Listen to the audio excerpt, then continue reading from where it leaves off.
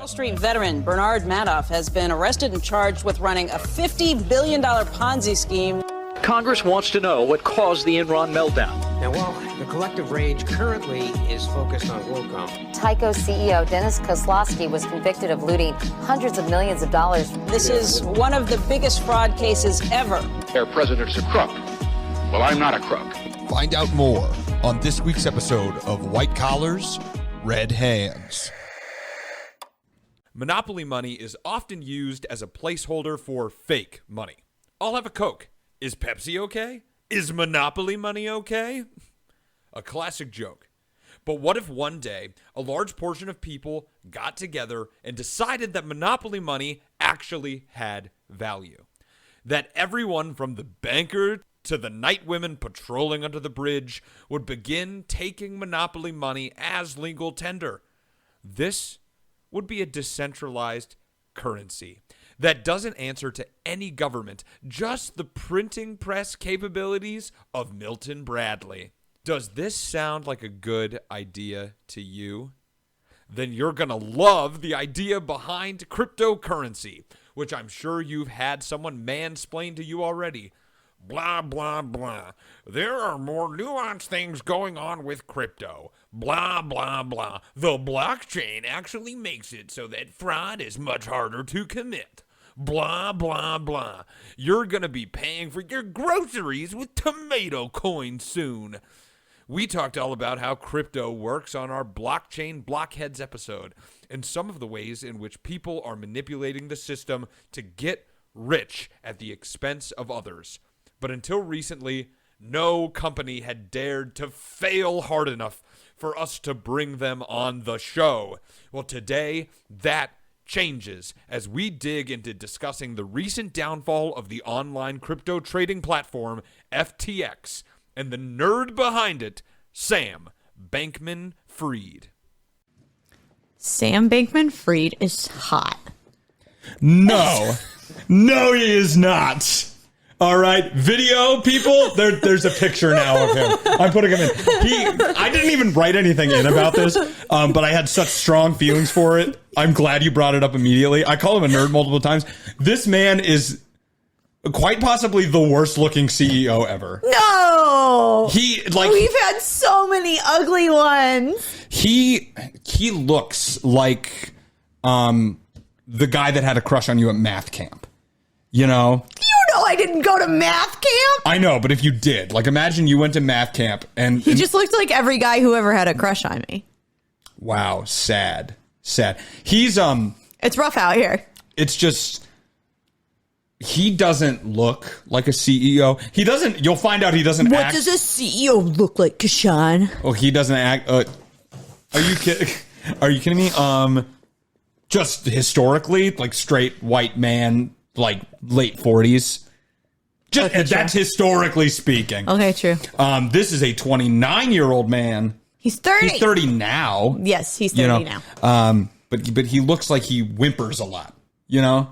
Oh, yeah. He totally gets dominated in the bedroom. Yeah. Oh, yeah. He looks like he wants to be spanked. No, there's some pegging going on for sure. Oh, Sam Bankman-Fried, call me up. Always wanted to do it, never have done it. Great. Once you get out I will go on record and say that I will peg Sam Bankman-Fried. Let's make it happen, y'all. The internet's a glorious place. So let's get a dildo into Sam Bankman-Fried's ass and let's have it attached to Nina Kern. Hell yeah. So I will do it. Welcome back, everyone, to White Collars, Red Hands. I'm Kashan. And I'm Nina. And or Mistress. Please don't. Please don't. So today we're talking about FTX. You may have heard about it. It's been literally everywhere. But I wanted to wait a little bit and get enough information out that we could do a good overall episode, not only about the beginnings of FTX, but also about its downfall. So you may have heard about it, and you probably, like me, or like I'm sure Nina right now, don't know exactly what happened. So today, we're going to tell you. And it starts with Sam Bankman-Fried, or as he is known cutesily by many people, SBF. Son of a bitch fucker. Yep. You got it. Yep. Nailed it. It's not his initials. It's that. But SBF was born in March of 1992 to a pair of lawyers who are both professors at the Stanford Law School. He stood out early as a nerd, like I said, by attending math camps. He actually did go to math camps, so, saying he looked like that wasn't slander. He went to math camps. I was a little bit of slander. Yeah, well, maybe all of the whimpering stuff I said, maybe. Algebra. See, that was him. That's probably the best impersonation I've seen of Sam Bankman-Fried. You're welcome. Ever. You're welcome. And he eventually graduated from math camp to the bigger math camp, which is MIT, where he graduated with a degree in physics in 2014. You know who else went to MIT? A lot of people, but who were you thinking of? McGee from MCIS. I don't know who that is. Never watched NCIS? I don't remember the show my mom used to watch 15 years ago. No. His name might not even be McGee. Great. Awesome slam dunk reference, Nina. However, jobs are hard to come by with a BS in physics. So with the job market declining, SBF took an equal and opposite reaction. Oh, good one. His physics, huh? By entering the world of finance when he accepted an internship at Jane Street Capital in 2013, where he would work full-time after graduation as a trader in the ETF space. In 2017, he exited Jane Street to co-found the trading firm Alameda Research, which is named as a research institute because SBF thought that it would give them clout, not for any actual reason. Which is going to be a recurring theme. He cares more about what things look like than how they actually are. Well, when you look like that, you have to care about what other things look like. Yeah, that's fair. Yeah, you want to... I'm sure that he would have loved the metaverse, right? If he could just do business in the metaverse... Oh, yeah. He would have thrived, except for his voice is super nasally and also very nerdy. Oh, is it? It's hard to listen to him. So, really? Yeah. Damn. It's pretty painful. So if you really want to go out there and listen to interviews with Sam Bankman-Fried, go ahead. It's a painful experience. I'm going to look it up later. Well, have fun. I got to know what I'm going to listen to later. Yeah, you could. That's what you're going to fall asleep to? No. Some SBF ASMR. Oh, my God. Ugh. He's like, yeah, that's so good. Ew, wait, maybe I can't do it. Oh, yeah. I hate that. I need money. Not Bitcoin, though. Yeah, it's fake money, just like Monopoly money, remember? Don't you fucking say that. Okay. Tell Milton Bradley that. Oh, my God. This is where, at Alameda Research, is where SBF would become a millionaire. He exploited an arbitrage. Do you remember what an arbitrage is, Nina? I don't remember. It's when people storm the castle. It's kind of like a coup.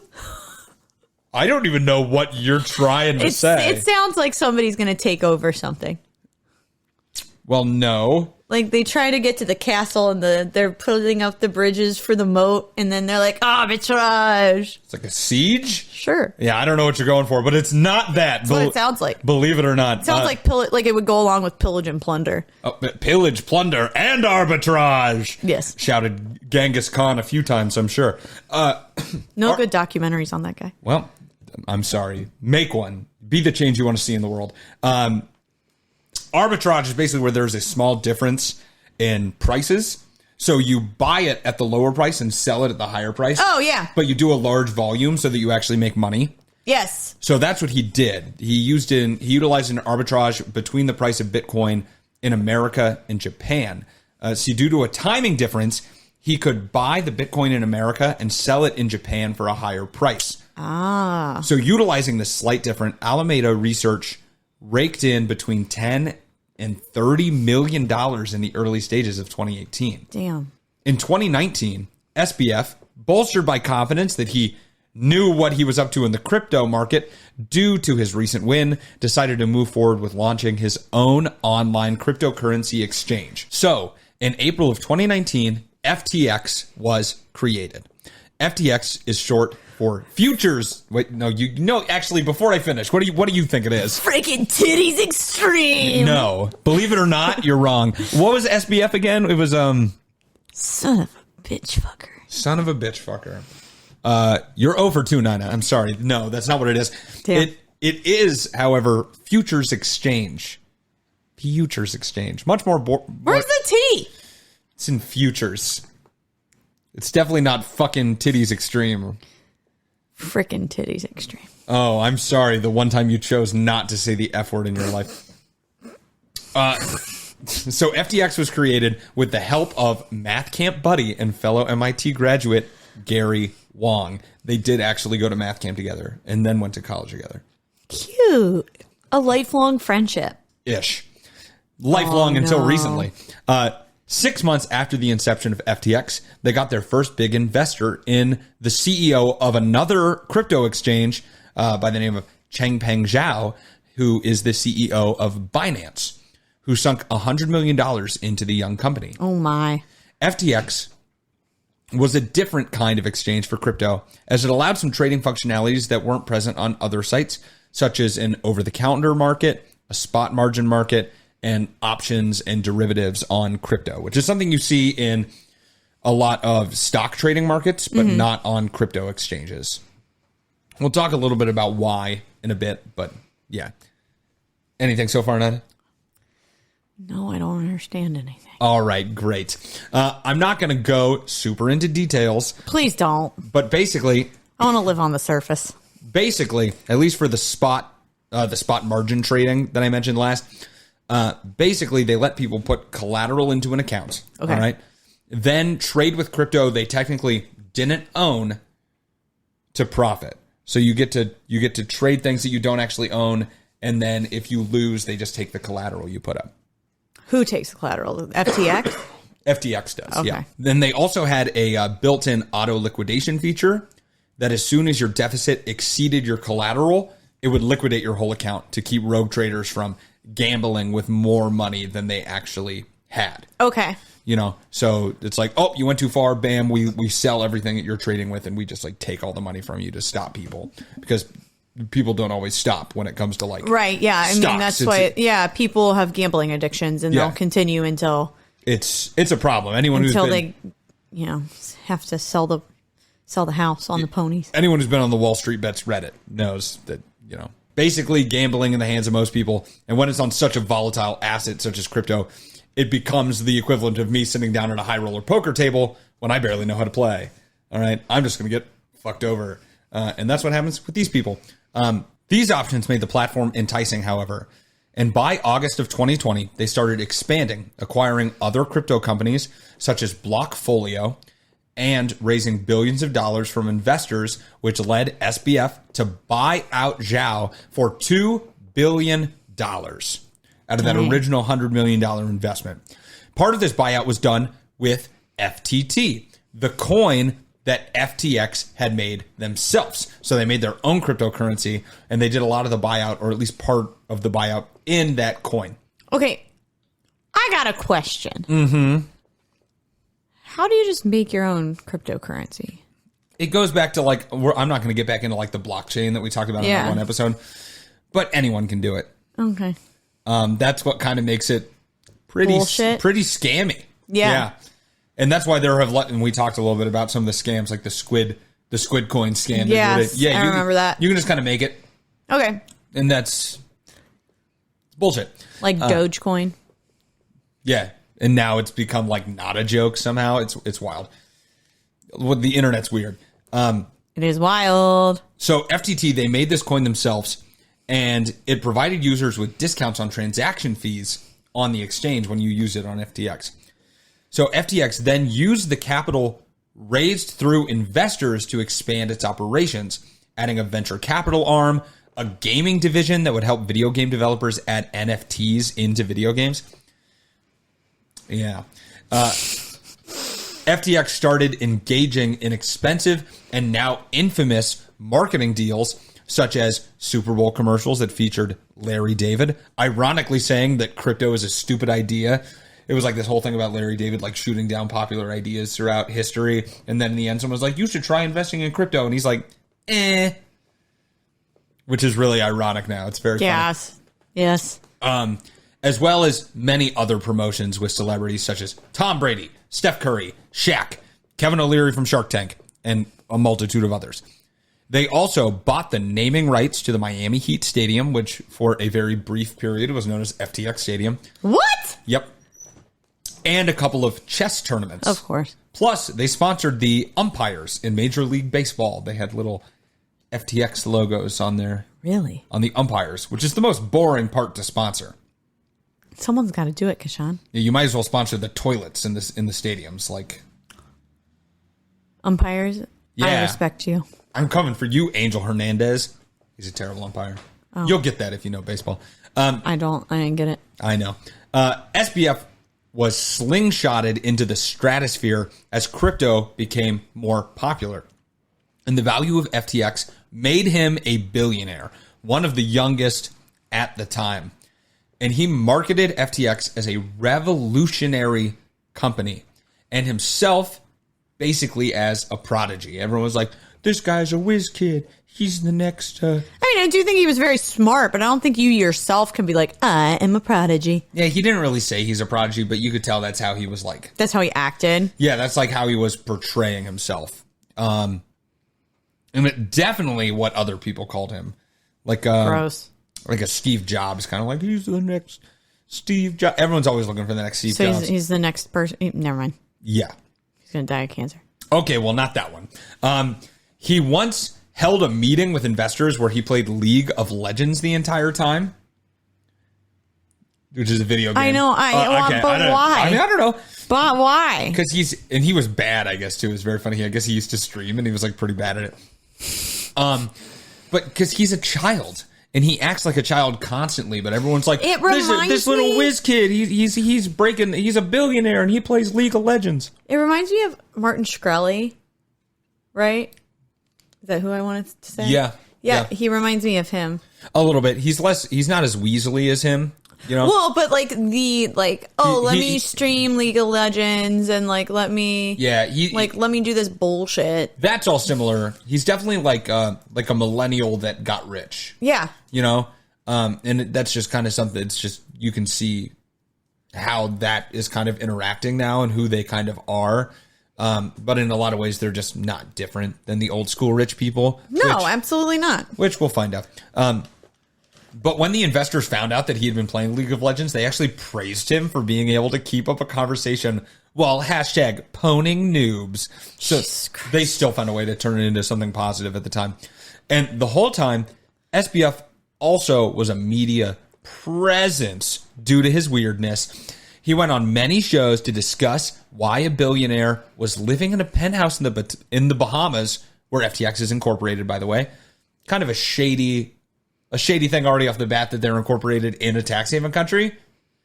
But whatever. Why is he living in a penthouse in the Bahamas with 10 roommates and making TikToks, which are cringe, by the way? Very cringe. Just the cringe level's over 9,000. It's wild. Really? Oh, they're so bad. Oh, I should watch them. But although he touted the safety of crypto on these media stints, especially on his platform, and publicly called for strict regulation of the crypto market, he was like calling for regulators to regulate crypto, which he got into a lot of fights with Zhao from Binance over on Twitter. And even declared that he was an altruist. I forget the exact name of it, but I guess he followed some like school of thought where he was like earned to donate. So he wanted to he said that he wanted to make money so that he could just donate a lot of money to charities. Like a philanthropist? Yeah, but like even harder. Like that was his whole motivation towards getting rich in the first place. So hard, bro. Like I'm the hardest philanthroper out there. Yeah, just like what a flex, bro. So although he was pledging to donate a lot of his earnings to charity, it was all lies. Beneath all of this, there was a sinister plot unraveling that would soon come to light. So, all right, let's get a little nitty gritty here.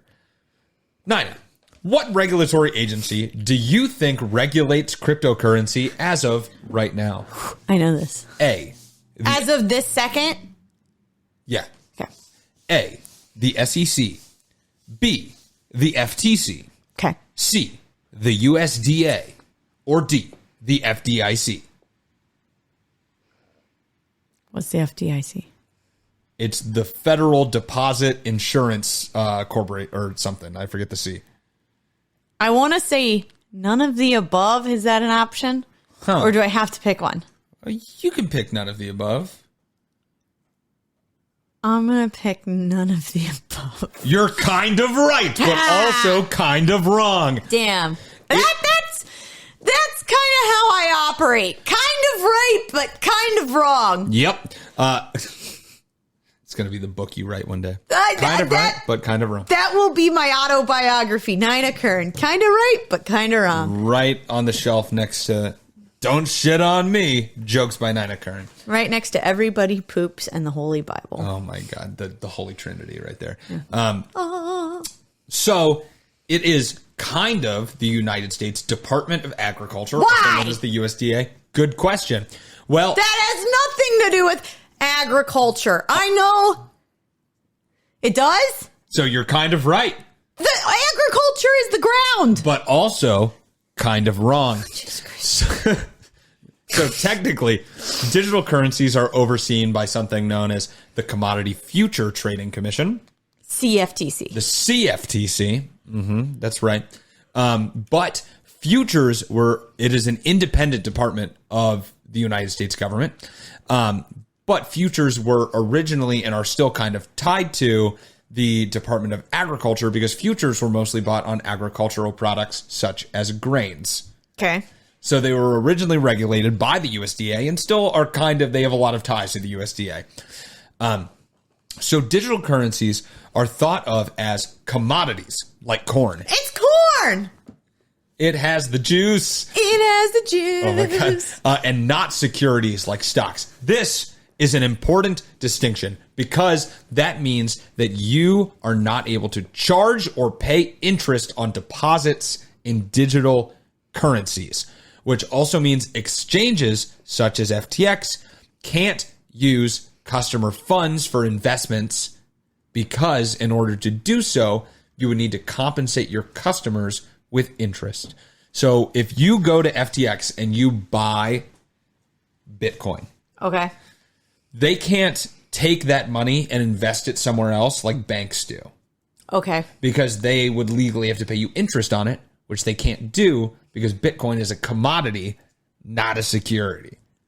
You know what's interesting about this is like when you like finance bros, right? Mm-hmm.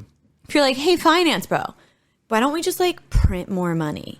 Like, why don't we just like print more money? And then they're like, well, you can't just print more money. It's gotta be backed by gold. But these are the same people who are like crypto. Yeah, it's stupid. And then like, but it's made up and you're just. It's made up and the points don't matter. Yeah. Just like whose line is it anyway? Yeah. Yeah. But don't I have a point? Yeah, they're dumb. It's a very good point. Yeah. Like these are the same people. And then they'll be like, no, let me tell you why. Crypto is the future. Like, you should be investing in crypto. Like, you've heard of Dogecoin, you heard of the squid money, like... No, yeah, this is a great... If I walk... I go to North... I don't know if I just say what school I go to. I go to a college. Mm-hmm. And if I walk into the business school, it's funny. That's everyone. They're like, oh my God, yes. They're all just sitting in corners. Crypto. No, you're right. Also, I've always wanted to do stand-up comedy. Like, it's so easy, bro. It's so easy. I can just, like, go out there and make jokes about stupid people who don't have crypto. Right, now we're speaking from personal experience, and it's not a joke anymore, is it? It's not a joke anymore. So, but for now, as far as this is considered, I just want you to hold on to the idea... Commodities and securities. Okay, commodities and securities. They cannot invest. They don't invest the money because they can't give you interest like banks because it's fake. If you buy Bitcoin, they just have to like keep your money as a placeholder and then like give money back to you when the asset sells. This is like the parable where the man had three. I think they might have been slaves actually. 3 slaves. Or 3 people that worked for him. I can't remember. Okay. And he gave them each the same amount of money. And so the one man spent the money foolishly and lost it. And then the other man buried the money. And nothing happened with it because it was buried there. So it held the same value. But then the third man went and he bought things that he could sell.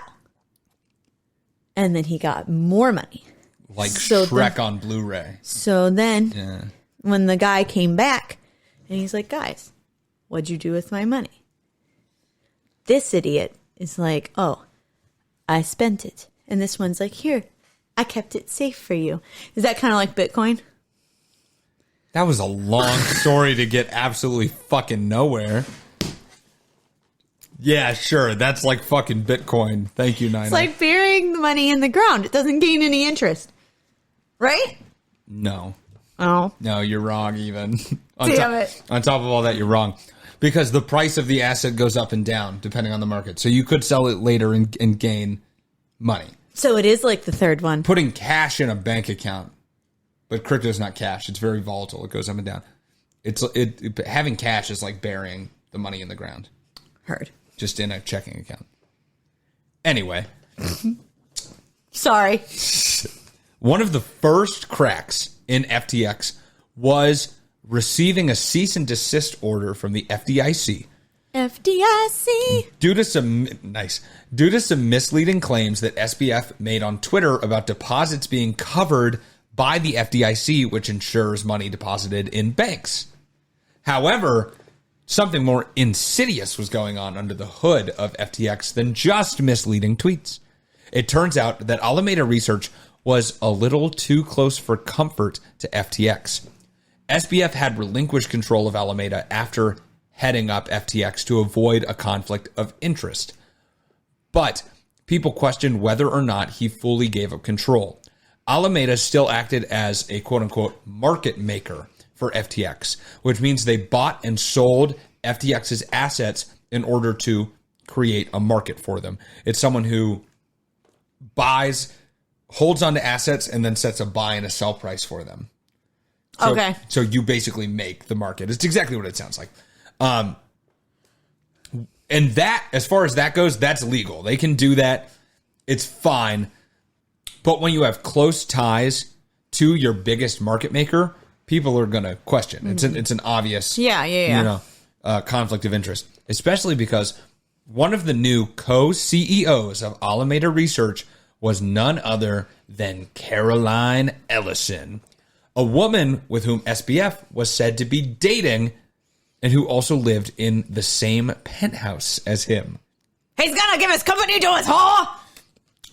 I'm just kidding. I thought that was a quote from something. You made that up? Yeah. All right. Well, also, Caroline Ellison, like if you've seen Sam Bankman-Fried, looks exactly what you think his girlfriend would look like. So, like, not super hot? No. Wow. I figured that, like, he'd bag a baddie. No, actually, you need to see it. Google her. Caroline Ellison. For those of you at home, I'll put a picture of her up now, too. Not to clown on people just because their looks. Yeah, I was going to say, Kashan likes to shame women. I already shamed him, too. So we're shaming everyone this episode. At least these two.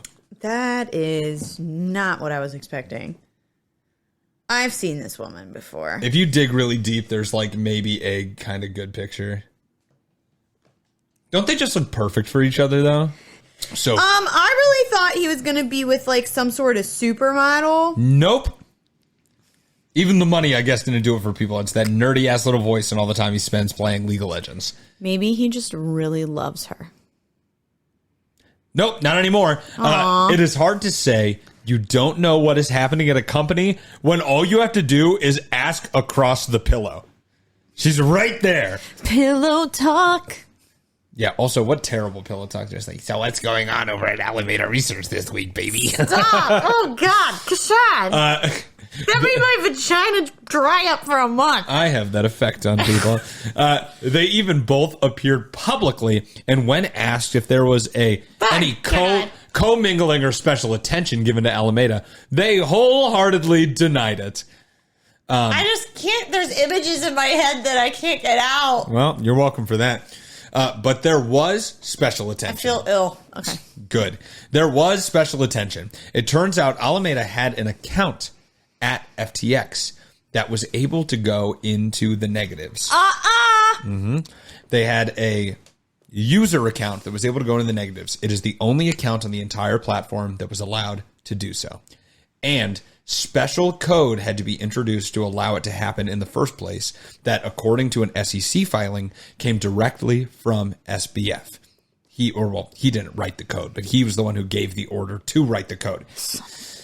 And it also allowed the special account an exemption from that auto liquidation safety feature that we talked about earlier that would auto liquidate your account if you traded too much past what you had in collateral. Also, it turns out their collateral levels were also below what they needed to have in there. So it was kind of wrong everywhere.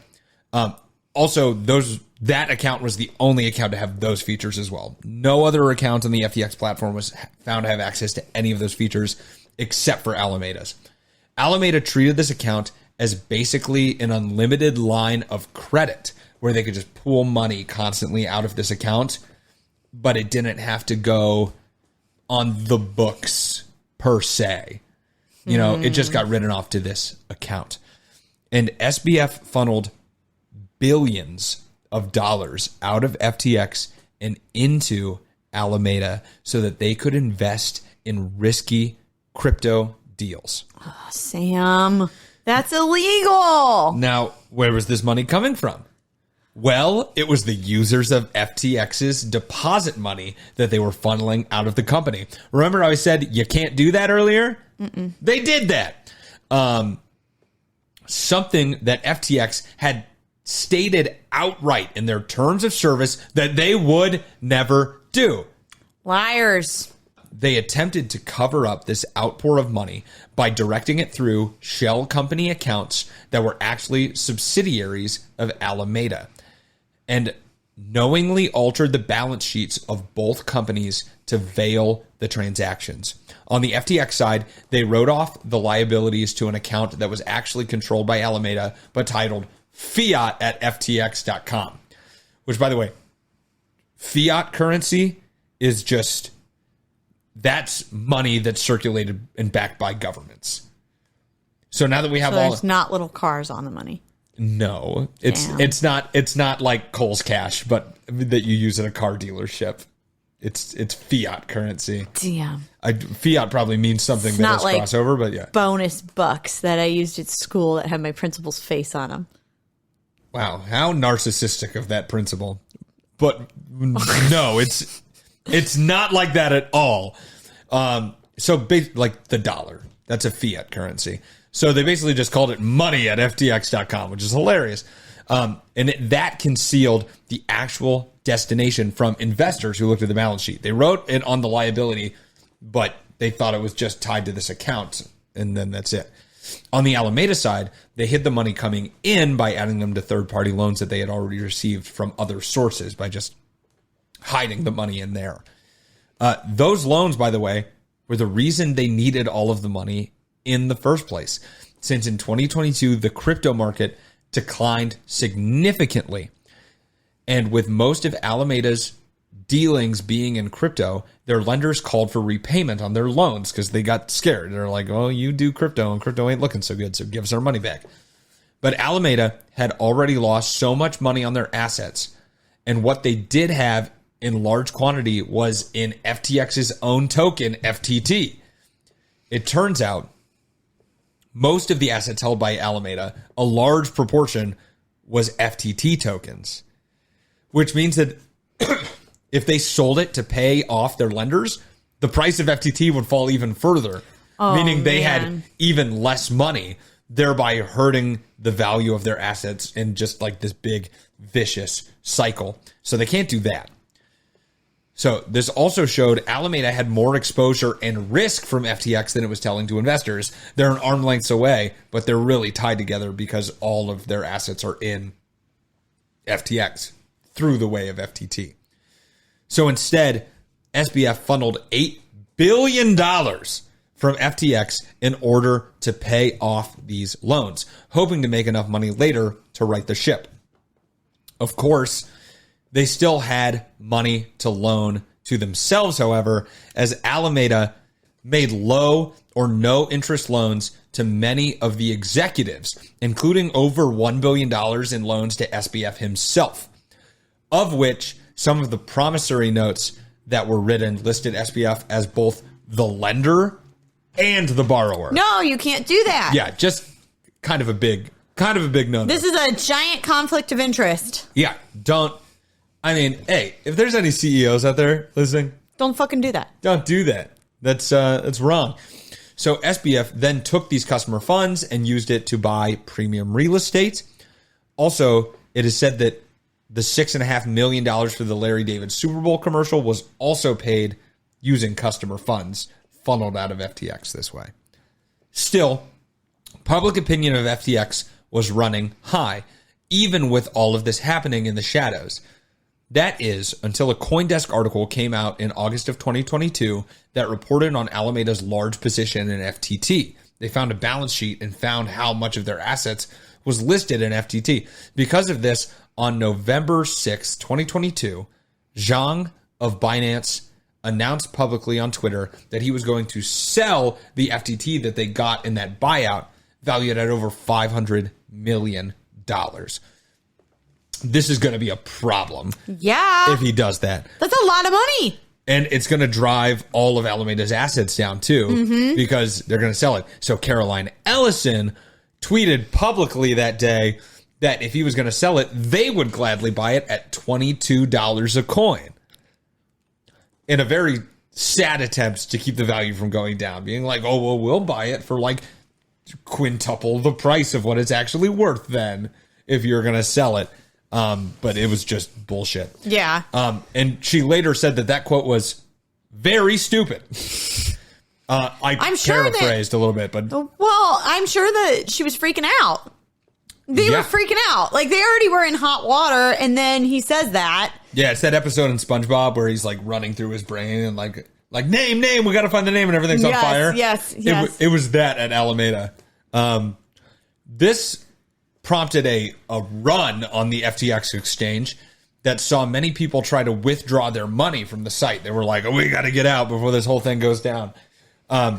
However, SBF had funneled so much money out of FTX that had been used to pay off all the lenders for Alameda that there wasn't enough to fulfill customer demand. He wasn't going to be able to pay all these withdrawals, which is going to be no good.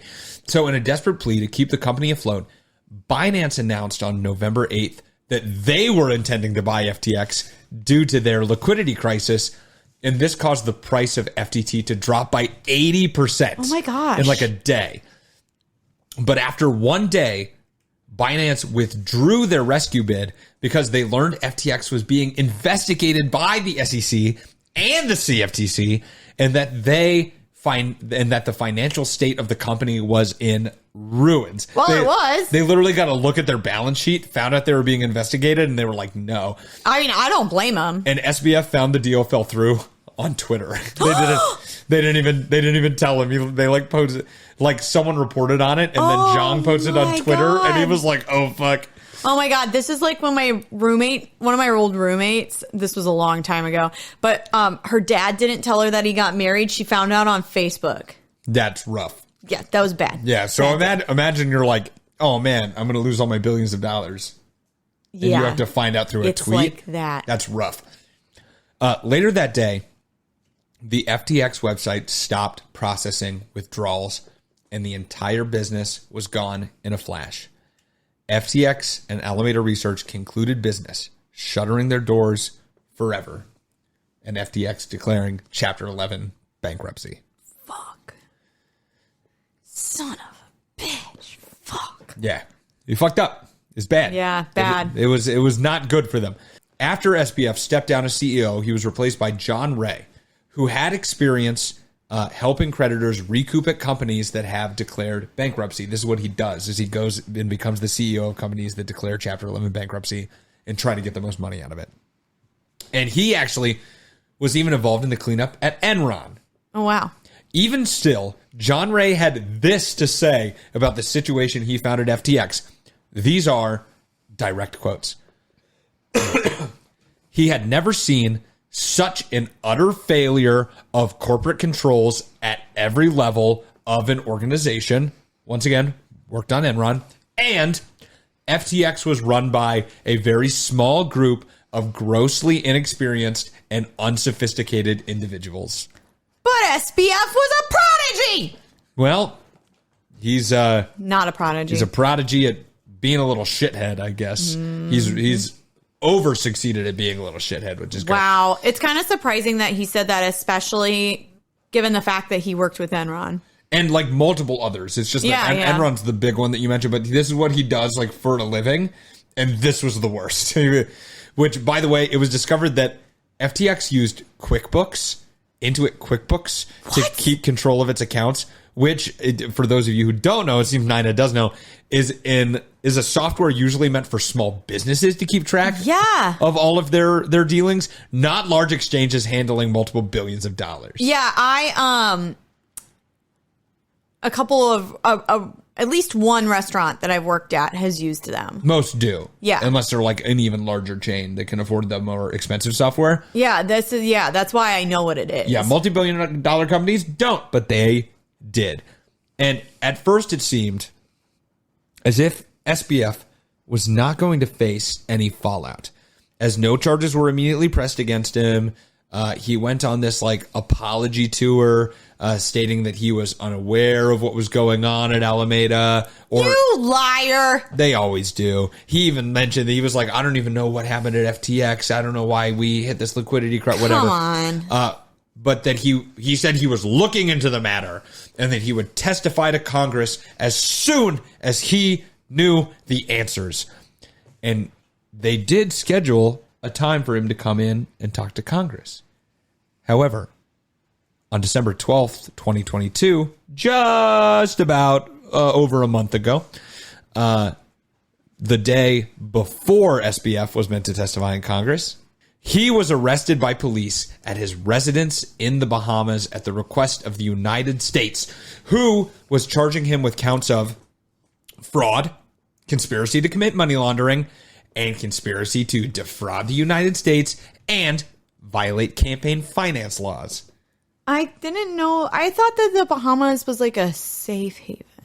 No, we have an extradition treaty with the Bahamas. We do have one? Yep. Okay. Yep. Because I was like, remember that one episode from the 70s where that guy was flying all over the place? Wasn't he in like Argentina? He was in Costa Rica, but then I thought he went to the Bahamas. But maybe he didn't. Maybe he went from the Bahamas to Costa Rica. I'm about to say No, he went to Cuba. Oh, never mind. Yeah, we definitely don't have an extradition treaty with Cuba. Yeah, no. We don't like each other. No, we don't. So as far as that last one goes, you might be like, campaign finance laws, where'd that come from? Well, I'll tell you now. It turns out that SBF was taking user deposits again and not only giving himself loans and naming arenas after his company, but also illegally donating it to many political campaigns, usually to Democrats aligned super PACs, but also spread some around to Republican candidates as well, mostly in the 2022 election. Overall, SBF is known to have donated over $70 million to political campaigns.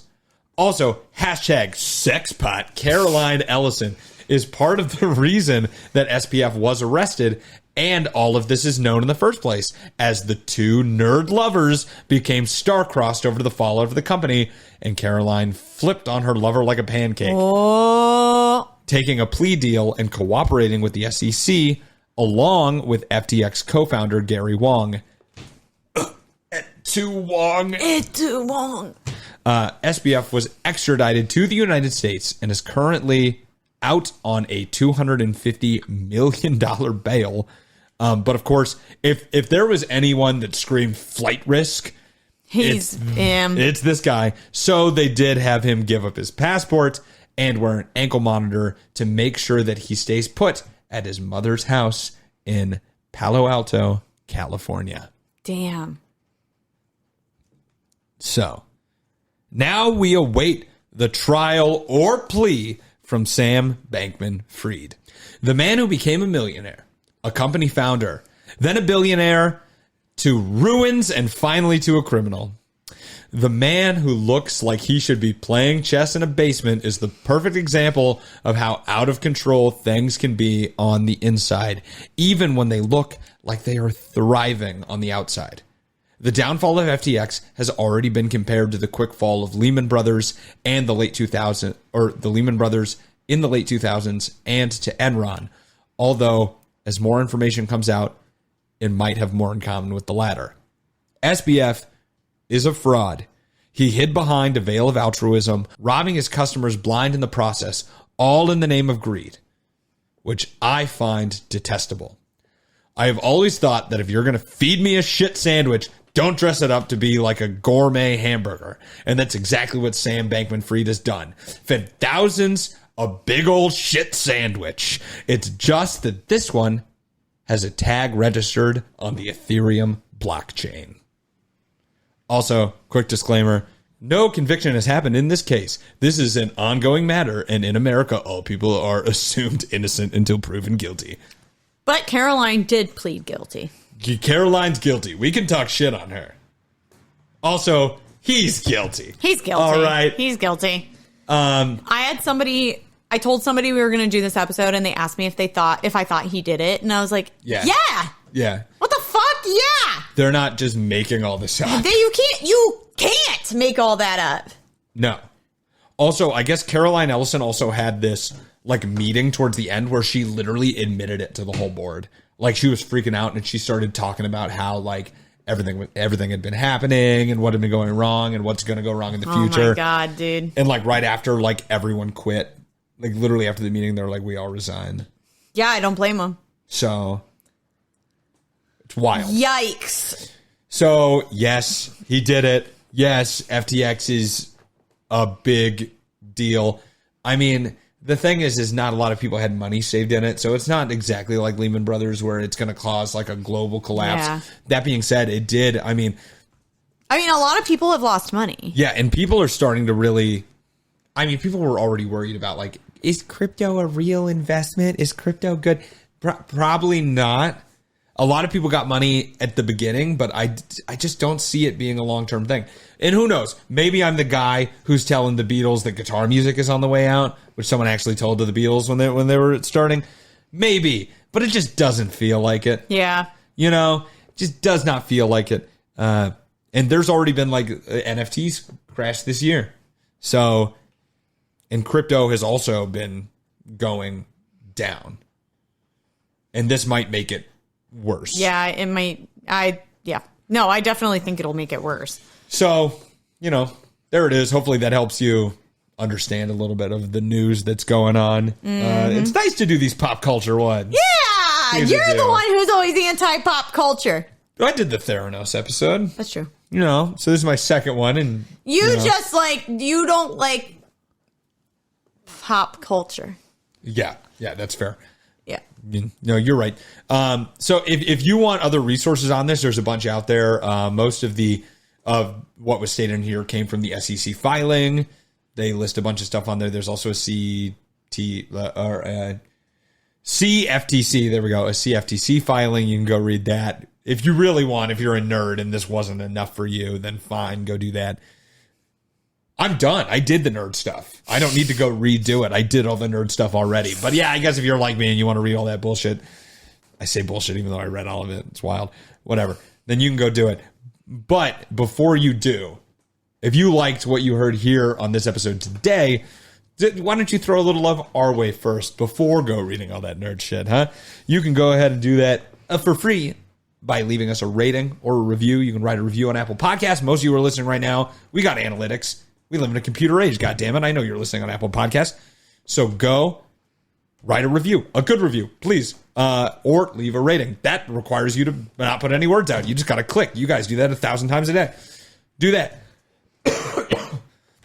5 stars would be great. I'm going to leave it there. 5 stars would be great. Thanks, guys.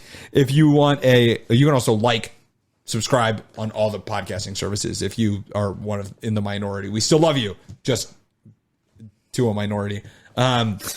If you want to support us for free, you can go ahead and follow our socials as well. It's facebook.com/whitecollarsredhands, Twitter at whitecollarspod, Instagram at whitecollars_redhands. Our TikToks are blowing up, man. Ooh, 500 views per. What's going on? Hell yeah, bitches. We've never had such exposure in our life. That's not true. We had a couple Instagram reels. No, I know. They've been doing good. So if you want to interact with us there, that's awesome. Or White Collars Red Hands there. You can go to our website, whitecollarsredhands.com. And that's where you can check out what you can do, not for free. And you can just hand over some money directly to us. Well, indirectly, it's got to go through them. But TeePublic sells our merch. They got a bunch of stuff on there. Go check it out. The link is on that website, or it's always in the show description. Not the episode description, the show description. I feel like I should mention that once. I never do. So you can go there, click on that, buy something. That'd be dope. Also, recommend it to a friend. Everyone's always looking for a podcast recommendation, even if they're not. Tell them anyway, all right? I get told 1,000 things a day that I wish I didn't hear. So if that was one of them... Mostly from me. Well, on Wednesdays at least when we record. Yeah, on Wednesdays. Mostly from you. Don't shit on me. I'm just going to be... I swear to God, I'm going to say that to someone and not realize it's an inside joke, and they're just going to be They're like, what are you talking about? Yeah, which was my reaction when you did it last week. Oh, I still don't know what I meant. Me either. So go ahead and be that for someone else. Tell them to don't shit on me, but make it. You should listen to White Collars, Red Hands. That's a bad analogy. You just ruined that. Who cares? It's okay. I ruin stuff. That's how it Not is. This is the end of an episode. Okay. Yeah. This is where we get to say whatever we want. Unlike the rest of the episode, where we also say whatever we want. Okay. So. Yeah, that's it. Yeah. Anyway, you guys have a great week, and we'll see you next time on another episode of White Collars, Red Hands.